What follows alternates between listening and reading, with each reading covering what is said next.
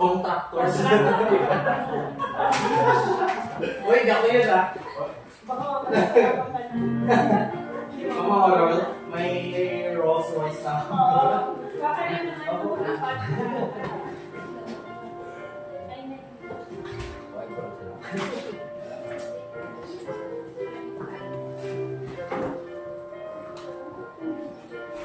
Bago yung 40 na sasakyan.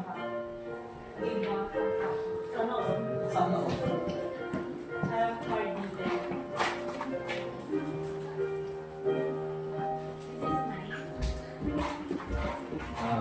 Good morning po, everyone. Start na tayo? Okay. Bago tayo mag-start, mag-pray muna tayo. And dear Lord, once again, thank you sa araw po na ipinigay niyo sa amin na kami po ay muling makapagpapinig ng salita at pagsamba, pero hindi po ay para po i-praise kayo. Sana po ay bigyan niyo po kami ng guidance as we listen to your word. And ganun po ay bless niyo ang fellowship na ano pong gagawin niyo ng araw na to. Ganun din po sa safety ng pastor namin na sa main church today. And ganun po ay bless niyo po kami sa mga kasama po namin kaparating bigyan safety as they come to church. And all this we pray in Jesus' name, amen. Okay, so start po tayo sa congregational singing. Let's all stand up po. Kantayin natin yung page 198, mga kapatid. Joy Unspeakable. Page 198. Kumakit tayo lahat. Amen. Joy Unspeakable. Page 198. On the first verse, ready, sing. I have found His grace is all complete. He supplieth every need. While I see and learn at Jesus' feet, I am free as free indeed. It is joy unspeakable and full of glory, full of glory, full of glory. It is joy unspeakable and full of glory. All the half has never yet been told. I have found the pleasure I once craved. It is joy and peace within. What a wondrous blessing I am saved from the awful gulf of sin. It is joy unspeakable and full of glory, full of glory, full of glory. It is joy unspeakable and full of glory. Oh, the half has never yet been told. I have found that hope so bright and clear, living in the realm of grace. Oh, the Savior's presence is so near. I can see His smiling face. It is joy unspeakable and full of glory, full of glory, full of glory. It is joy unspeakable and full of glory. Oh, the half has never yet been told. On the last, I have found that joy no tongue can tell how its waves of glory roll. It is like a great overflowing well, springing up within my soul. It is joy unspeakable and full of glory, full of glory, full of glory. It is joy unspeakable and full of glory. Oh, the half has never yet been told. Amen. You may be seated, mga kapatid. Let's sing one more song. Page 205, He Keeps Me Singing. Page 205, 205. On the first verse, ready, sing. There's within my heart a melody. Jesus whispers sweet and low. Fear not, I am with thee, peace be still. In all of the depth and the flow. Jesus, Jesus, Jesus.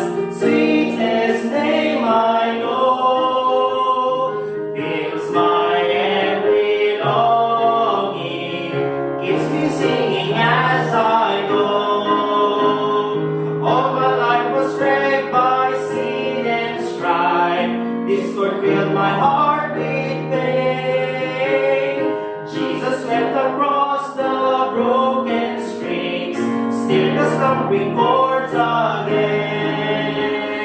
Jesus, Jesus, Jesus, sweetest name I know, fills my every longing, keeps me singing as I go. The last verse, soon He's coming back to welcome me, far beyond the starry sky.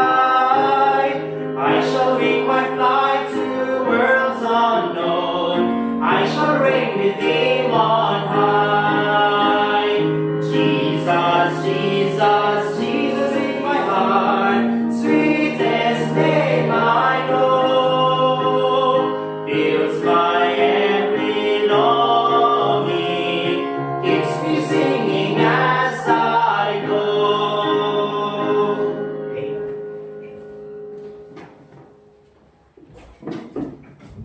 Magandang araw po sa inyong lahat. At sa ngayon po, si Pastor po ay nasa main church. Gagaya po ng nabanggit kanina ni Brother Edgar. At pag-pray po natin siya doon for wisdom, especially sa ministry din niya at natin. And so, buksan po natin ating Bible sa Philippians chapter 4.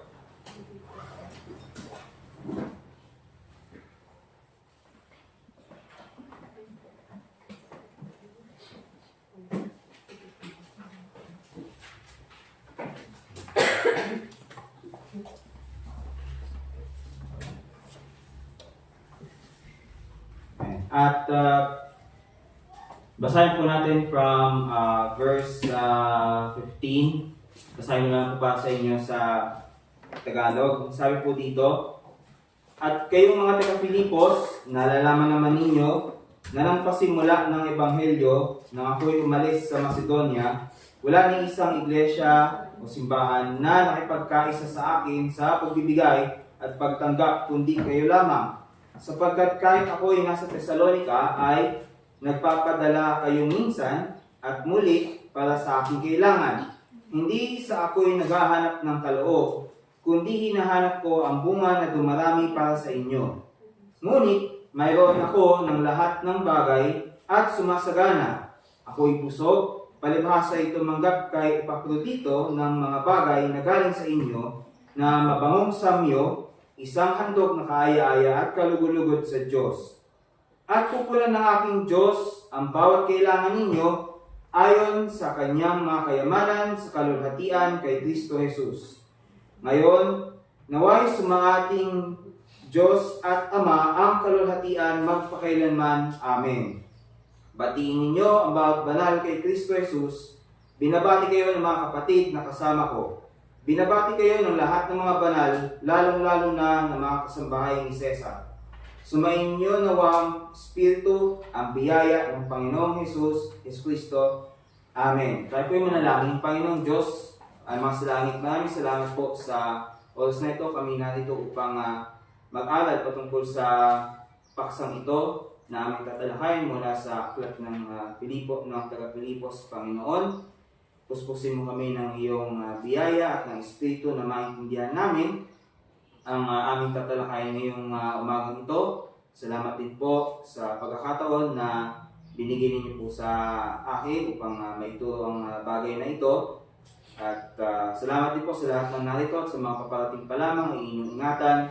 Kayo din po ang gumabay sa amin sa lahat ng aming gagawin ngayong araw na ito bilang araw ng pagsamba. Lahat po ito ay aming dalangin at papuri sa inyo sa ngalan ni Jesus. Amen. Ngayon mga kapatid,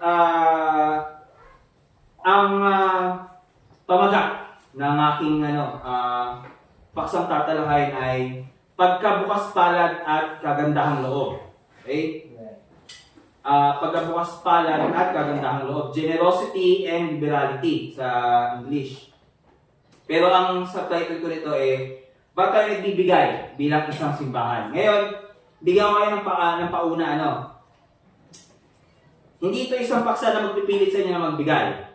Okay? Kasi natuwa na kasi ako noon sa mga dati kong pinupuntahang church sa Maynila. na Sunday school about giving, main service about giving, Sunday afternoon, ano po yung topics? Tingnan nyo. Giving. May sarili na po silang building nun, may sarili na silang property, yet, ang tinuturo all throughout the day, giving. Ang tinuturuan pa nga nila, mga karamihan mga college student pa. So, ano nga ba ang main point nun? Obvious naman, halata naman kung ano yung motibo ng pastor na yon, noong time na yon na bisita ko yung church na yun sa Maynila. Hindi ko lang ako sinasabi na masama magbigay. Ang sinasabi ko po ay, ang tatalakay natin dito sa paksang to is yung puso ng isang tao, yung motibo ng isang tao sa pagbibigay. At yun ay walang iba kundi pagiging bukas palad at may magandang loob. Okay? At ito din, hindi po ito magpipilit sa inyo o magbigay ng mas marami pang halaga sa offering. At hindi rin po ito parang pag-deny o pagtakwil sa aral ng giving. Kasi may mga naranasan din ako na encounter din ng iba na ayaw makarinig ng preaching about giving kasi nasira na yung reputasyon, nasira na yung imahe ng katuruan na ito kasi inabuso, sinagad. Okay? Hindi naman masama magbigay, pero kung pipilitin ka magbigay, hindi pagbibigay po ang tawag doon. Pamimilit po tawag doon. Extortion ang tawag doon, mga kapatid. Okay? And so, hindi po tungkol sa extortion ang topic ko po ngayong umaga, pero about sa puso na nagbibigay. And kung bakit kailangan magbigay. So, ngayon, yung pabuhod ko na tanong is this. Yung una kong tanong para maintindihan natin yung paksang ito. Bakit tayo nag-iikapo, nagtitithes? At bakit tayo nagbibigay ng iba-ibang offering, iba-ibang pag-aalay sa church na to, sa ating simbahan? Tatlo po ang sagot ko dyan. Una, sabi po sa verse 16 na binasa ho natin, ang sabi po dyan, sapagkat kahit ako'y nasa Thessalonica ay nagpadala kayong minsan at muli para sa aking kailangan. So, ang una ko kong sagot doon, kung bakit tayo nagkikapo, bakit tayo nag-aalay, is may pangangailangan ng kapatiran. May pangangailangan na kailangan tugunan na hindi automatic na binibigay sa atin ng Diyos. Kasi bakit? Lahat tayo may mga trabaho, may iba sa inyo, estudyante pa, tumatanggap ng kanya-kanyang allowance, mga magulang nila na nagtatrabaho din. At hindi aasa ang church sa yung pagbibigyan lang na automatic. May iba kasing denominasyon na nasusustentuhan ng headquarters, ganyan. Pero tayo bilang isang independent na kapisanan or congregation, wala tayong inaasahang denomination na magbibigay sa atin ng sustento o ng support para magtuloy-tuloy dito. Instead, lahat galing dito sa loob ng church. Parang organic. Don't worry. So, lahat ng gawain na nagaganap dito, nagiging posible siya kasi mayroong mga nagbibigay. At mayroon din nagbibigay mula sa ibang church. Pero, ang magandang bagay doon, hindi siya centralized, hindi siya kontrolado ng isang denominasyon or board of directors, di ba? Walang ganun, wala tayong napapansin ganun. So, merong pangangailangan ang kapatiran. And nakikita natin yun, nakita ko rin yan dito sa church natin, na every time na mayroong pangangailangan ng bawat isa sa atin, handa ang church na magbigay ng tulong, handa si pastor mag-abot ng tulong. And masasabi ko na na-bless din ako kasi syempre, lahat tayo nagbibigay and napagbibigyan din, binibigyan din. Hindi ko na kailangan i-detalye pa kung ano yun, pero super blessed kami na nakakapagbigay kami at nabibigyan din kami at the same time. So, yun yung isang sagot ko. Bakit nag-iika po? Bakit nagbibigay ng offering sa church? Kasi may pangangailangan. Now, I'm not saying na ngayon kailangan yung taasan yung offering nyo. Hindi po yun sinasabi ko. Sinasabi ko lang yung realidad na mayroong pangangailangan. Kaya kailangan magbigay. Isipin natin, kung walang nagbibigay sa church natin, magkaka-church pa ba tayo dito? Sabihan, libre yung venue natin dito. Sa tingin niyo po ba magiging posible siya? Siyempre hindi. Humanly speaking, kailangan pa rin natin na at least magbigay. any amount. Kasi sabi nga naman ng Biblia, nagagalak ang Diyos or nalulugod ang Diyos sa mga masayang nagbibigay. Take note the word masaya, not the word nagbibigay. Kasi kung masaya ka, marami kang pwedeng gawin. Pwede kang magbigay, pwede ka rin hindi magbigay kung masaya ka doon. Kasi bakit? Lahat tayo mananagot sa Diyos. Lahat tayo magbibigay ng sulit natin sa Diyos. So lahat ng action natin bilang mananampalataya, bilang believer, bilang Kristiyano, lahat yun, bibigyan sulit natin sa harap ng Diyos pag tayo humarap na sa Kanya pagkatapos ng buhay natin dito sa lupa. So yun po yung una kong sagot. May pangangailangan, kapatiran. Pangalawa, mayroong mga nangangaral ng ebanghelyo sa iba-ibang dako. May mga nag-preach ng gospel, may mga nagsusulwining sa iba-ibang lugar. Dito sa atin, usually sa Burnham, sa mga bahay-bahay, kapag may pagkakataon. At may kita natin to sa verse 15 sa Filipos chapter 4. Ang sabi po dyan, at kayong mga taga-Filipos, nalalaman naman ninyo na nang pasimula ng ebanghelyo na ako'y umalis sa Macedonia, wala ni isang iglesia na nakipagkaisa sa akin sa pagbibigay at pagtanggap, kundi kayo lamang. So, pinapatukoy ni Apostol Pablo dito na mula nung siya ay nangaral ng ebanghelyo, na nagpasimula ng ebanghelyo, tinutugunan yung pangangailangan niya ng simbahan sa Filipos. Ibig sabihin, kapag may gumagawa or may nagpapagal para sa ebanghelyo, nagpipreach ng gospel, magandang bagay na mayroong nagbibigay na sumusuporta doon sa mission na yun, sa work na yun, sa pag-evangelize. And nakikita natin yun, ako masasabi ko, nakikita ko din yun na sinusuportahan tayo ng church pagdating sa soul winning. And every time na matapos kami mag-soul winning, kakain mo sa labas. Maingit kayo. Dito lang. So, yun yung isa nakakatuwang bagay. Nakakapagbigay lakas loob. Yun, bagay na yun, na mayroong nagbibigay at mayroong nagagawa yung nagbibigay na yun. Okay? At naintindihan naman natin yun. At pangatlong bagay po is meron niyang kautusan sa atin ang Biblia na maging magalak o maging masaya na magbigay. Hindi niya kanapuntahan yun, pero sabi po sa ikalawang Korinto 9:7, sabi po dyan, ang bawat isa ay magbigay ayon sa ipinasya ng kanyang puso, hindi mabigat sa kalooban o dala ng pangangailangan, sapagkat iniibig ng Diyos ang nagbibigay na masaya. Okay? Palagi niyo na pong naririnig yun. God loves a cheerful giver. Tama? Saan sila nakafocus po mga kapatid? Usually ako po, sabihin ko, maraming nagtuturo ng verse na ito at nakafocus sila sa word na giver. God loves, parang ini-skip nila yung cheerful giver agad. Pero kung di ka naman masaya sa binibigay mo, di malulugod ang Diyos sa'yo. Kahit mabigay ka, kahit 1 million pa ang ibigay mo, kung di ka naman happy doon sa pagbigay mong yun, hindi din matutuwa ang Diyos sa'yo. Bakit? Kasi sabi nga niya dito, huwag kang magbigay na hindi mabigat sa kalooban. Ibig sabihin, dapat ikaw hindi ka pinilit na magbigay.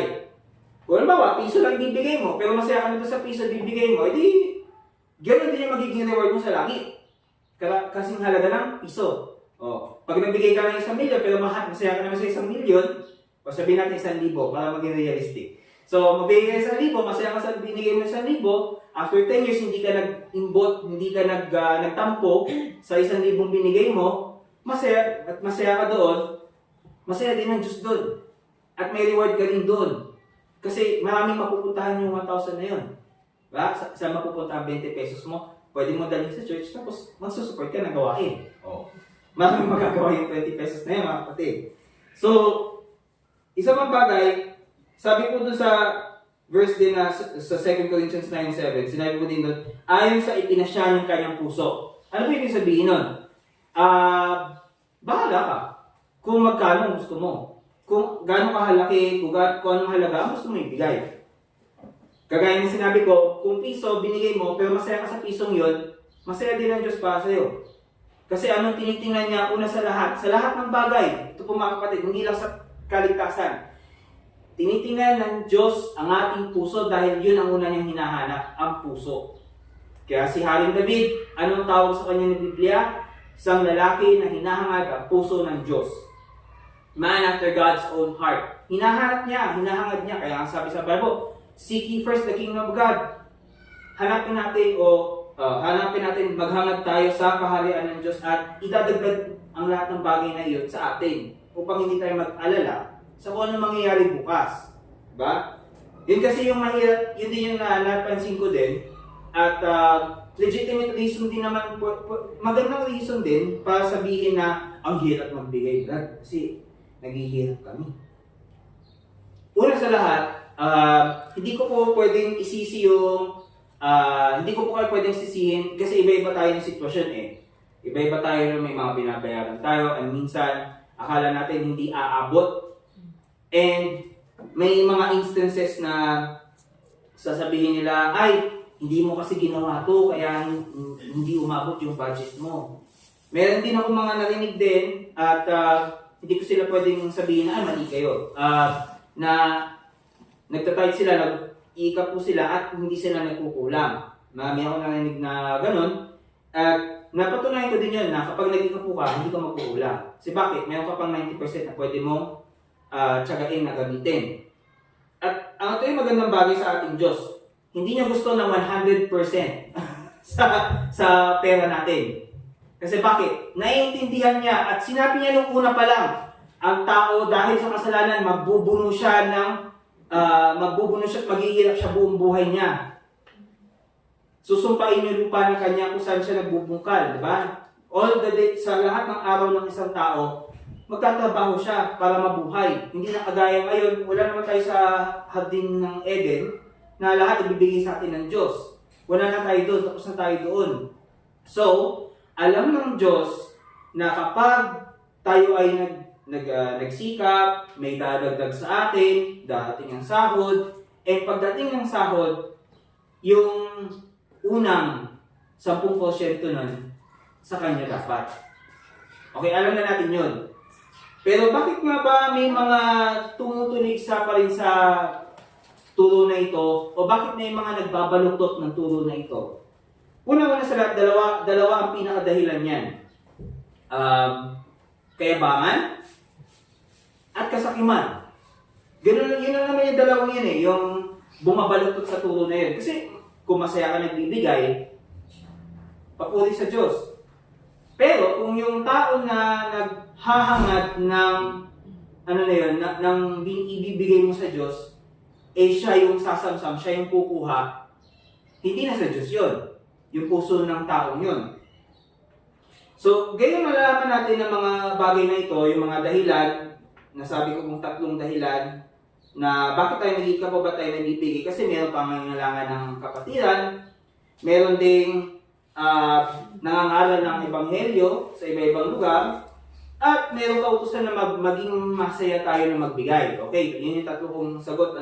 At ito po yung mga argumento ng mga tao. Dalawang extreme ito kasi lang tayo, bibilisan ko lang sana ito. Pero merong 2 panig patungkol sa turo na ito sa pagbibigay. Kita niyo may mukha ko, hindi ako natutuwa sa pagtutulig sa sa mga oposisyon na to sa turo na ito. So bakit nga ba ito yung sasabi nila eh? Ito ko, para may pa. Ito yung sasabihin nila, controversial ang turo ng giving. Controversial, paano naging controversial ang turo? Simpleng turo po ito ng Biblia. At marami ako nakilala mga tao, hindi mo sila kailangan sabihan na magbigay. Magbibigay sila ng pusa kasi nakikita nila may gawain. Nakikita nila may pagkilos ang Diyos sa church. Bakit controversial daw? Kasi ito po yun eh. Ipaliwanag ko sa inyo. 2 kasi yung panig na nagsasalungat dito. Pero parehas silang mali. Kaya mag-alala. Parehas silang mali. Ano yung una? Yung maling katuruan na nagpipilit sa tao na magbigay. Ha? Sabi ko kanina, hindi po pagbibigay kung pipilitin nga magbigay. Ang tawag doon, extortion. Okay? O ngayon, para sa kaliwanagan ng iba, wala akong inaakusahan ng extortion dito or anywhere else. Reality yun. Na kapag may pinilit ka na tao, either by blackmail, or sabihan mo siya ng, sige, pag hindi mo ito ginawa, ito mangyari sa'yo. Extortion po ang tawag doon. Okay? Reality yun. under dun sa point na yun, sa maling turo na yun na pinipilit yung tao magbigay, ano yung mga sasabihin nila ganito? Kung tunay ka nagtaas, magta-tights ka.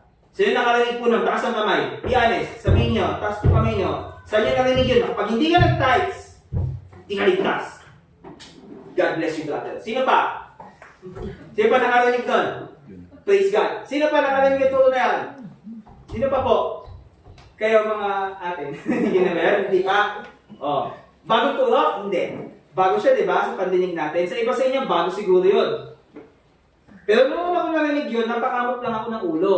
Kasi wala naman sinabi sa Bible na believe on the Lord Jesus Christ and give tithes unto the Lord. Walang sinabing ganun. Ang sabi ng Bible, believe on the Lord Jesus Christ and thou shalt be saved. Eh? Oh, may isa pa. Sabi pa, mag-alay ka ng isang buong sahod mo, pati yung ginagastos mo sa bisyo mo, sa luho mo, noon, nung hindi ka paligtas, ibigay mo na sa church. Sino nakarinig po nun? Wala ka po? Ako pinahinggan po ito. Yung sermon na yun, 11 years ago. Walang nagbago doon sa nagturo na yun. Mas lumala siya. Alam niyo yung parang buhaya, di ba? Pataan mo na radiation, magiging Godzilla. So Godzilla na siya ngayon, mga kapatid. Gano'n na siya kalala ngayon. Di ba? Mas matakaw pa sa buhaya. Okay? So, ito ba, isa pa yung sinabi nila, kung di ka magbibigay, umalis ka sa simbahan. Wala kang pakinabang. Sino po nakarinig nun? Wala pa rin? Praise God, Lord. Sino po nakarinig nun? Ho? Ako, narinig ko yun. Sabi ko, tama, umalis ka na lang dyan. Sayang ang oras mo. Kasi bakit? Totoo lang, alam ko na, inuunahan ko yung sarili ko, pero walang ibang bagay na mas mahalaga sa mundo to kundi oras, hindi pera. Pwede mo gamitin yung oras mo para kumuha ng pera, makalikom ng pera, pero hindi mo kailanman mabibili ang oras. Okay? And alam ng mga taong to na nagtuturo ng ganitong maling katuruan na maiksi ang oras nila. Gano'ng ginagawa nila? Yung pera nila, ginagamit nila pang tustos sa sarili nilang medication.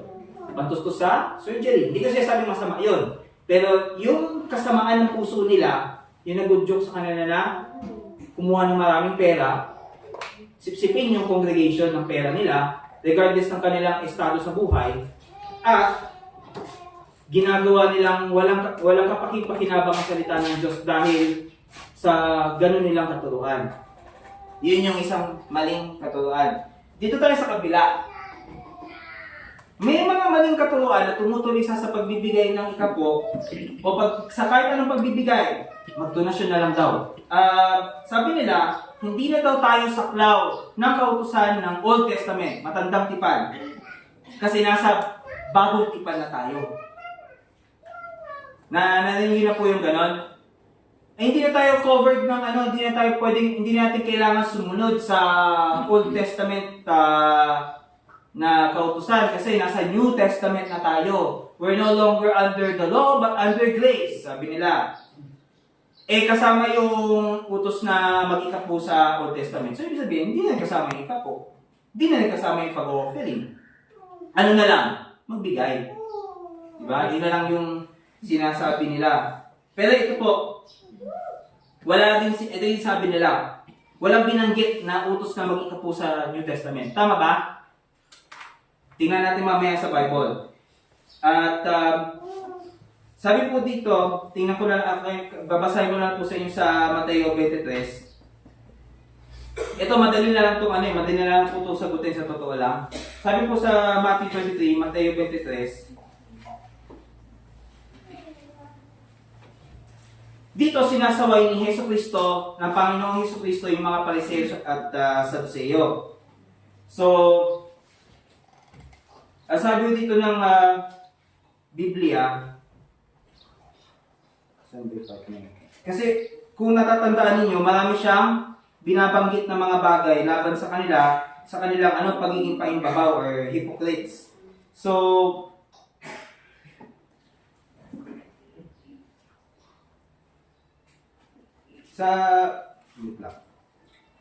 Kung tama po yung naalala ko, at sinabi din sa Bible na kaya nyo mag-ikapo, sinabi ng Panginoong Jesus, kaya nyo mag-ikapo ng anis, ng cumin, yung mga halaman, kaya nyo i-type yun, pero nakakalimutan ninyo yung judgment, mercy, and Jude. Nakakalimutan nyo yun. At bigyan nyo muna ko ng ilang sandali. Ayun, ito pa lang. Sa Matthew 23 verse 23, ang sabi ng Bible dito, sabi ng Panginoong Jesus, sa aba ninyo, mga eskriba at mga pariseyo, mga mapag-imbabaw, sapagkat nagbibigay kayo ng ikapo ng mint, English ko na lang, at anis at cumin, at inaalis yung mga mas mabibigat na bagay ng kautusan, paghahatol, kahabagan, at pananampalataya. Dapat ginagawa nyo yun, yung pagtatay. At hindi nyo iniiwan na hindi ginagawa yung mga mabibigat na bagay ng kautusan. So ano po yung tinutukoy dito ng Panginoong Hesukristo? Yes, maganda na nagtatay kayo. Sinabi ng Panginoon niya dito yes, maganda na nagtatay kayo. Pero huwag yung kakalimutan yung ibang parts ng kautusan. Na huwag kayong papatay, huwag kayong mangangalunya, huwag kayong magpapatotoo ng mali, huwag kayong sasaksi ng mali, ng hindi totoo. Huwag yung kakalimutan yun. Huwag yung kakalimutan na maging mahabagin. Kasi kapag ito po yun, kapag sinusunod ninyo yung utos ng Lumang Tipan, Old Testament, sa mata ng Diyos nagiging maayos tayo. Sa mata ng Diyos nagiging justified tayo sa pamamagitan ng works natin, hindi para sa kaligtasan, kundi para sa reward sa langit at dahil mahal natin ang Diyos. Kung sinusunod natin ang Diyos, ibig sabihin nun para sa Diyos mahal natin siya. Sabi ng Panginoong Jesus, kung ako'y ininyong mahal, tuparin ninyo ang mga kautusan. So, ganun, hindi pwedeng partial lang ang susundin natin sa Bible. Buong ito ang kailangan nating sundin. Kaya mahirap maging Kristiyano. Pero nakakatuwa maging Kristiyano. Nakakatuwa, pero mahirap maging Kristiyano. Marami kang susunding utos, pero lahat yun may reward. Lahat yun hindi papalampasin ng Diyos na hindi niya bibiyayaan, hindi niya maiiwang hindi pinagpala. Okay? So, nakita natin yun. Kaya ako po biniling up na sa inyo kasi yun kasi yung mahirap din maintindihan ng iba na pagka nasa dispensation of grace na tayo, wala nang tithes, wala nang offerings. Pero, makita natin sa Bible, marami nagbibigay sa paanan ng mga apostol, maraming nagbibigay ng lugod sa puso nila, masaya sila na nagbibigay. Regardless po yun kung tithe o hindi na nga binanggit ng Panginoon kung tithe yun eh. Pero dito sa isang verse na ito, pinatunayan natin na nire-recognize ng Diyos yung tithe nila. So kung nire-recognize ng Diyos yung pag-iikapo nila na mabuting bagay pa rin sa panahon natin ngayon mag-ikapo.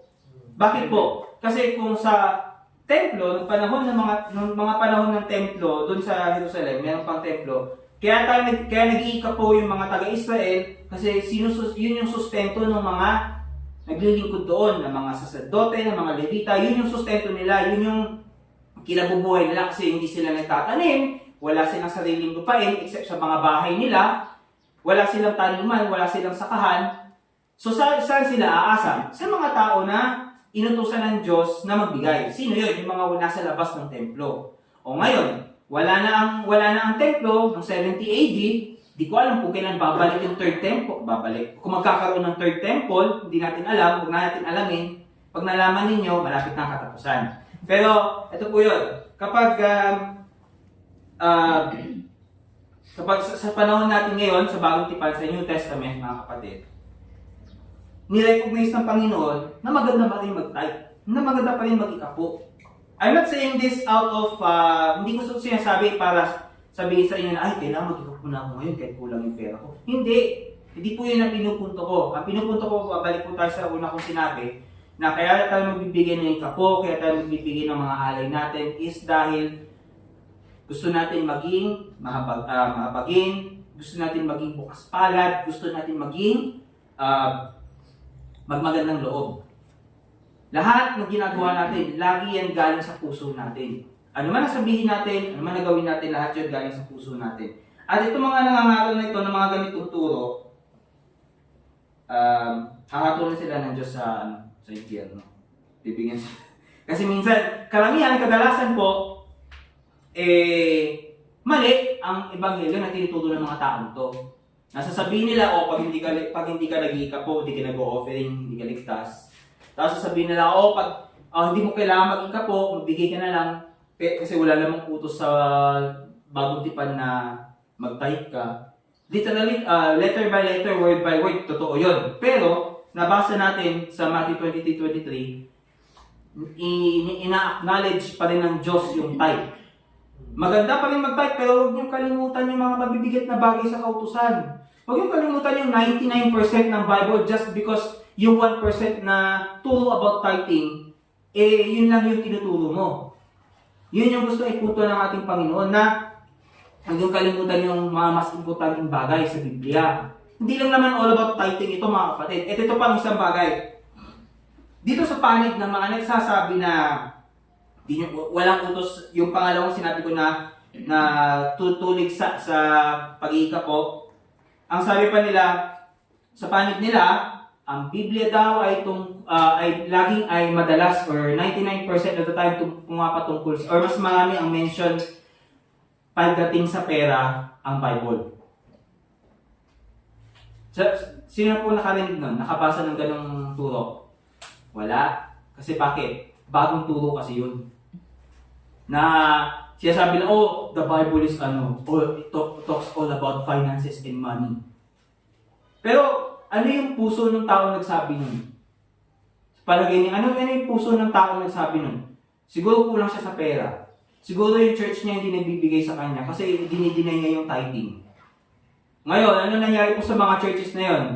Sa abot ng aking pagkakabalita, may iba sa kanila nag-split, nag-away, nagkaroon ng division sa loob ng church kasi hindi na nila alam kung alin pang utos sa Old Testament ang hindi na nila kailangan sundin. Hindi na nila alam kung alin pa sa Bible ang hindi, sundin nyo na lang yung Sasabihin pa nila ganito, sundin nyo na lang yung mga letters ni Apostle Pablo. Yan lang naman yung binigay sa atin, sinulat para sa atin eh. Yun yung sasabihin nila. Pero ang turo ng Biblia, all scripture is given by inspiration of God. Lahat po ito kapaki-pakinabang para sa pagtuturo ng katuwiran, pagtuturo ng doktrina, pagtuturo ng instruction in righteousness. Ba? Lahat po ito, Old Testament, New Testament, lahat po yan kapaki-pakinabang para sa atin. Kaya wag natin maliitin, wag natin bigyang emphasis yung isang bagay na sabihin na pwede natin sabihin isang subject na hindi naman ganoon ka-importante, like tithing, like giving. Importante magbigay mga kapatid, pero hindi ko po at the same time dinideny yung kahalagahan nun. Kasi bakit? Marami po ang nakikinabang sa tithes and offerings. Marami po ang nakikinabang sa pagbibigay. At ano ba itong pinaka mahalagang bagay na maaari nating makamit sa pagbibigay? Not just tithes and offerings, but generally in giving. Most especially po, gantimpala sa langit. Hindi natin mabibili ang mga gantimpala sa langit. Instead, pwede natin siyang gamitin para sa ikalalago ng gawain ng church. Mas marami pang tao ang makarinig ng salita ng Diyos. At mas marami pang tao magkaroon ng Bible. Yun yung magagandang bagay doon. At lahat sila lalago sa pananampalataya, lalago sila na may buong pag-asa sa Diyos, magbigay man sila o hindi. Dahil mas matimbang ang kaluluwa ng isang tao kaysa sa lahat ng kayamanan sa mundong to. Diba? Kung buong puso natin ibibigay, kung ano man ang ibibigay natin, moving forward, wala tayong panghihinayang sa pagkakaloob natin, lubos din tayo makatitiyak na sino man ang magbibigay, may gantimpala. Lahat may reward sa mga magbibigay, hindi lang naman sa pagbibigay, pati din sa pagsosoul winning, pagbabasa ng Bible, sa pananalangin, sa lahat ng gawain Kristiyano, lahat po yan may reward. Hindi lahat ng hindi ini-accept ng Diyos na ay huwag mo itong gagawin na although mabuti yan kasi wala siyang kung ganong utos. Lahat ng isinaad para sa atin sa Biblia, lahat po ito ay tayo din naman na makikinabang sa huli. At so, yun din ang gusto kong ipunto sa inyo ulit. Babalikan ko po yung una kong sinabi na tayo, pag tayo ay bukas palad at maganda ang loob natin na nagbibigay, yun na yung pinaka-motivation natin para makita natin sa mga sarili natin at habang tinitingnan ng Diyos sa puso natin na kapag tayo ay nagbibigay, masaya tayo, bukas palad tayo nagbigay, gagawin pala tayo ng Diyos. Okay? And so,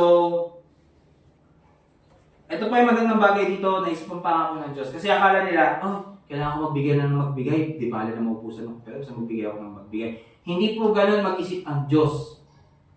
Hindi niya tayo binigyan ng kautusan ng ibigay ang 10 sahod natin. Wala akong ganun utos sa Biblia, mga kapatid.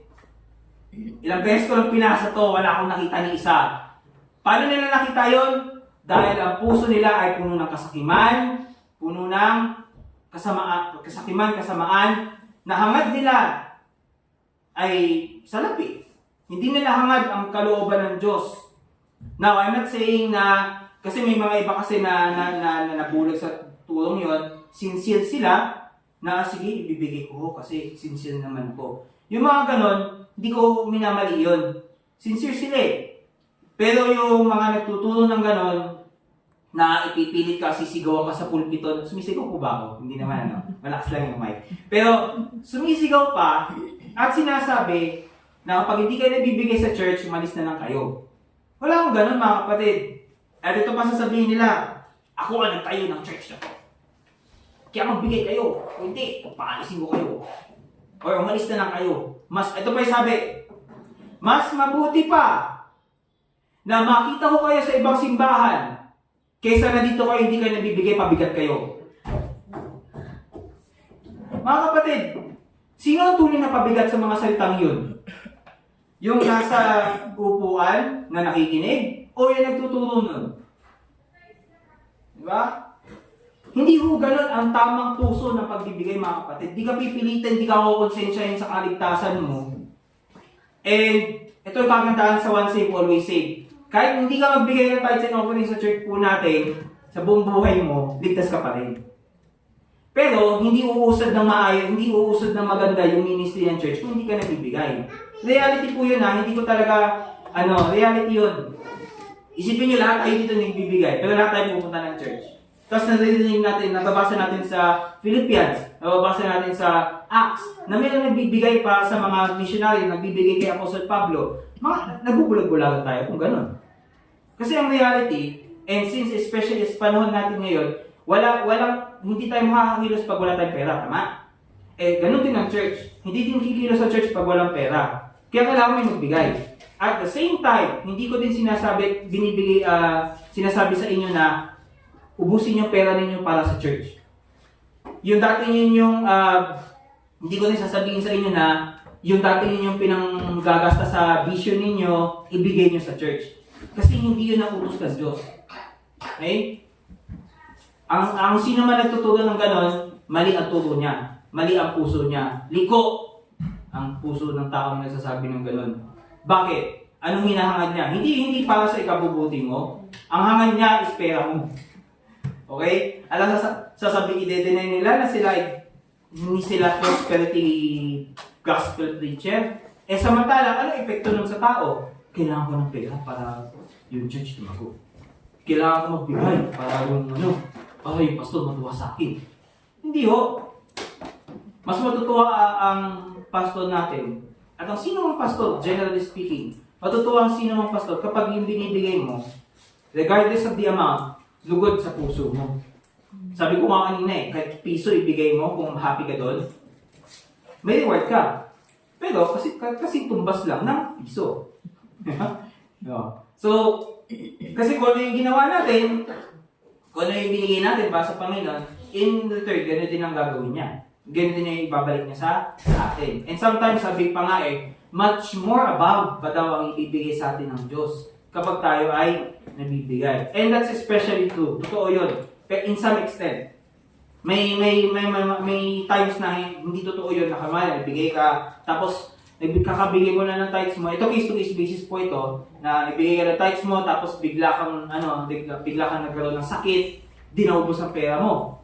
So, ano mangyayari? Dahil wala kang pera, naubos ang papagamot, sa kanino ka ngayon aasa para masustentuhan after mong gumaling or habang gumagaling ka, habang pinapagamot ka. Sa ba tayo pwede tumakbo? Sa church, hindi sa PCSO. Okay? Huwag muna sa PCSO. Siguro ano yun, pwede ko sabihin, personally speaking, as last option. And thank God, meron namang universal health care para sa lahat. Universal nga meron namang universal health care. So, hindi talaga tayo papabayaan ng Diyos by those means. At the same time, alalahanin ho natin na kapag tayo ay, again, pag nagbibigay tayo, huwag natin isipin na, pupunta na naman ito sa pupusan ni Pastor. Hindi ho, mga kapatid. Maraming pinaglalaanan ang church natin. Maraming, hindi ko pwede sabihin ginagastos kasi alam naman natin may nagbubukas na open naman yung financial statement po ng church natin, na di-disclose naman ni Pastor yun. And, ang isipin natin is this, pag binigay na natin yung ating offering, or tithes natin, leave it be happy with it. And move on, work on, magpatuloy pa tayo. Not just in giving, but also is bahagi din natin, iba, ang kaligtasan ni Jesucristo. Kasi kung nagbibigay ka lang, ito isa pang bagay na isa pang maling kaisipan pagdating sa pagbibigay. Sige, bibigay na lang ako. Total, tinatamad naman ako mag-subwining. Di mo mga kapatid, kapag ikaw nagbibigay ka lang, tapos nataningan agad yung buhay mo, di mo alam kung kailan, nataningan agad ang buhay mo, pero ang ginawa mo lang, since nasa ka is magbigay ka lang, how do you guarantee na meron kang maraming reward sa langit? Diba? Kung ang pinaka-importante para sa Panginoon ay ang pagbabahagi ng kanyang salita, di naman niya kaya nga binigay na kay Judas yung bulsa ng mga diba? Pinapakita niya doon mga kapatid na kahit mag-type ka sa Panginoon, kung pupunta lang sa bulsa ni Judas o ni Satanas, at least kung nakagawa ka pa sa Panginoon ng akma at gusto niya na maligtas sa maraming tao, mas marami kang reward kaysa sa mga nagbibigay lang. And may mga church po alam na ganun. Especially sa Manila. Hanggang bigay lang sila, hindi sila lalabas. Or minsan nga, bibigay lang, parang bare minimum lang. At lang sila. Super minimum. Mamimigay ng truck, hindi i-explain yung truck. Hindi man naman bibigyan ng konting salita. Ang usually sasabihin, hindi ko po minamali, depende naman to sa puso ninyo. Bibigyan lang ito, aalis na. Tapos sa inyo na po. Kung pagbibigay lang naman ang usapan, lubusin nyo na gawin yung lugod sa puso ninyo.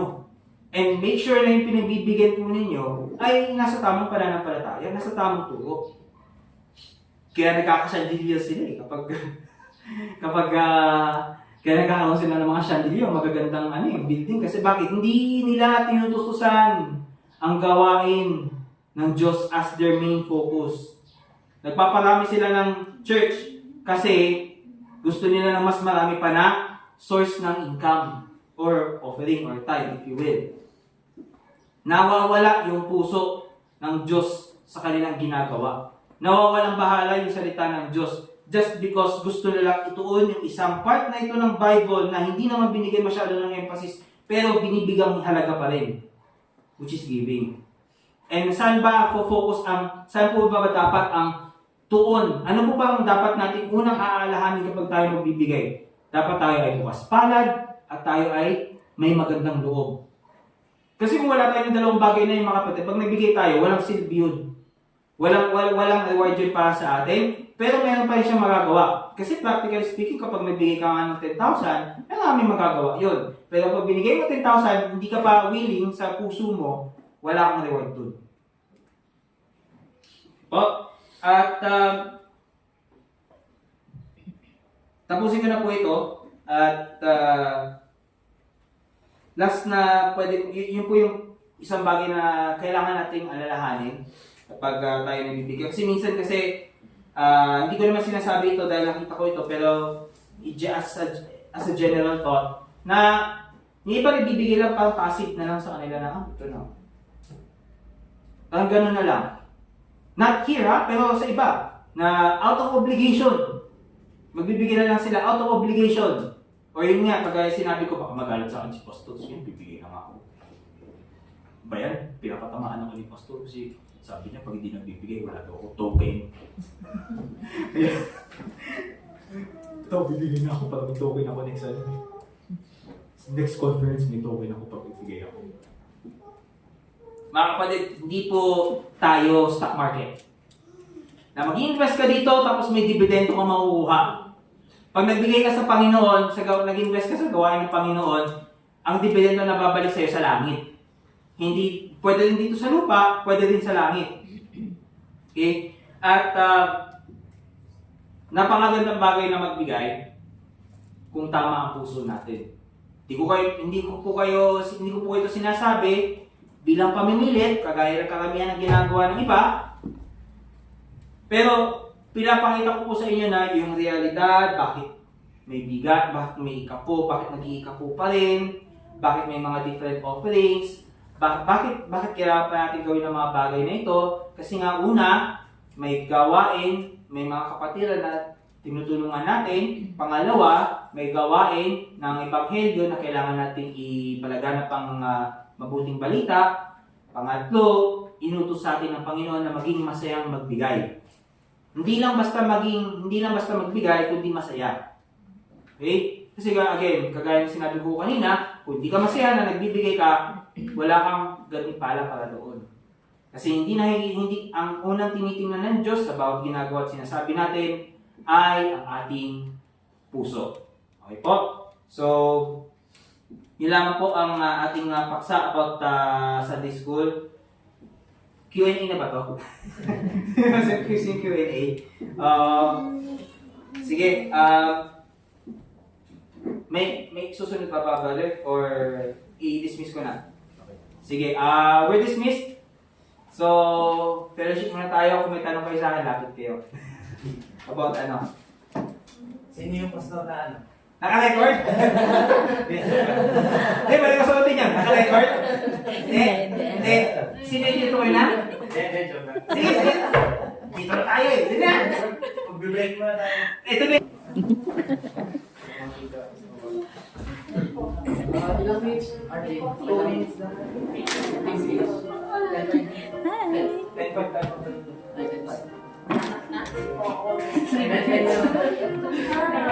Sige, let's prepare our times and everybody. Nag-bless natin si Ira and I.